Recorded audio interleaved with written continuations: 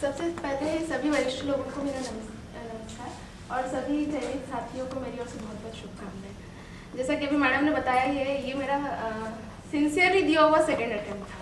First attempt की story तो यही थी कि रिजल्ट पहले आया तो मैं सीटीओ हो गई थी और बाद में वेटिंग सीट ली।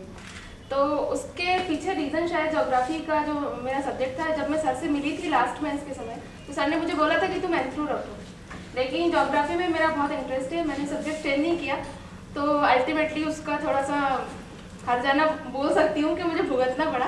मेरे फर्स्ट पेपर में 128 मार्क्स थे, दैट्स वाई कि मुझे पोस्ट नहीं मिल पाई पिछली बार। पर मैं थोड़ी सी जिद्दी भी थी, मैंने फिर से ज्योग्राफी रखा और इस बार ही पोस्ट ली है। और सर से जब मैं फर्स्ट टाइम मिली थी तो मैंने ये कहा था कि सर मैं एक मेंस दे चुकी थी ऑलरेडी 2005 वाला। तो मैंने ये बोला था कि सर मेरा इंटरव्यू, मुझे एक बार इंटरव्यू दे दो, बहुत इच्छा है इंटरव्यू देने की। तो सर ने बोला कि डेफिनेटली दोगी दो। तो जब मेंस का रिजल्ट आया तो मुझे बिलीव नहीं हुआ पहले कि हाँ सच में हो गया सिलेक्शन।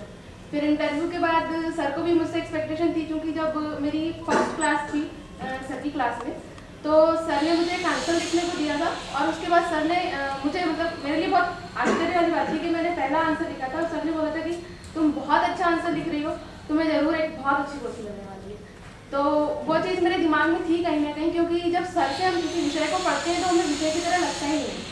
तो वही बात होगी सूरज को दिया दिखाने जैसी। और मैं कीर्ति मैम के बारे में स्पेशली बोलना चाहूँगी। वैसे क्लास में उनसे पढ़ने का सौभाग्य मुझे नहीं मिला, लेकिन फिर भी उनकी जो पर्सनालिटी है उससे मैंने कुछ चीज़ें सीखी हैं कि आप किस तरह से सिंसियरली अपने कामों को करें। क्योंकि मैडम की भूमिका थोड़ी डबल या ट्रिपल या बहुमुखी बोल सकते हैं आप उसको, स्टिल वो अपने हर काम को बहुत प्रॉपरली कर लेती हैं। तो ये मैंने मैम की पर्सनालिटी से सीखा है।